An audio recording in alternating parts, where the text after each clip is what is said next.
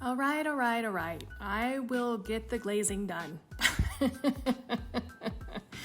These pots have been on my work table for months, as you all know. I'm sure it's been agonizing watching me complete these pots.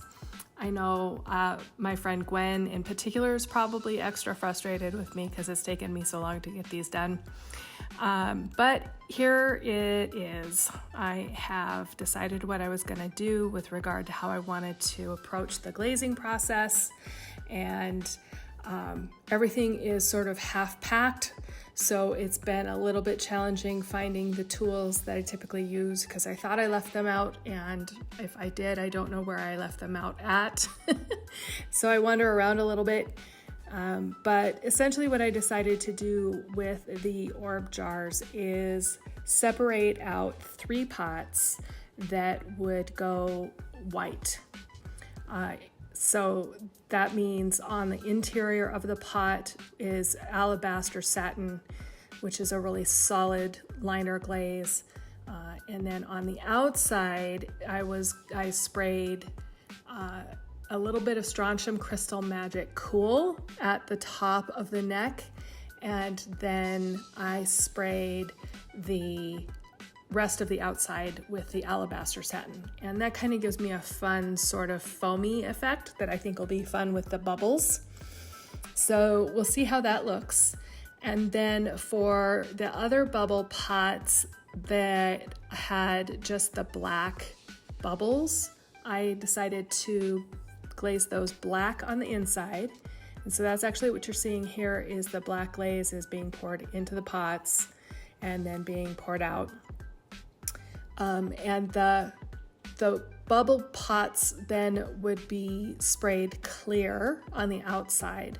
And I'll be curious to see how they look with the red iron oxide wash. And then of course the urban decay pots will also be glazed with clear on the outside.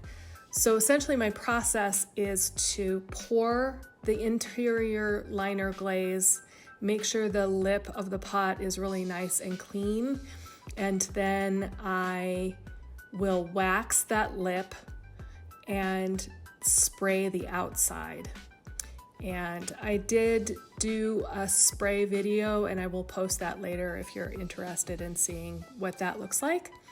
But what you're seeing here is kind of my fussing with the lip of the pot, because this black glaze is so solid, it just doesn't budge. So every little drip or glaze imperfection is very visible, at least to me. So I spent a lot of time fussing with the lips of these pots, just making sure that they're nice and smooth and very clean and defined. And so then I get everything cleaned up and I start the waxing process. So this is basically multiple steps. I always wax the feet first, then the wax has to set. Then I glaze the interior with a pour process, and then I spray the outside. And then I'll wipe the feet and throw them in puppy and fire away. And I appreciate you hanging out with me with this longer video. 4 minutes and 5 seconds is a kind of a long time to listen to somebody ramble about glazing, but I appreciate you staying, and definitely leave a comment below if you have any questions or if there's a pot you like better than the others. I'd love to know that.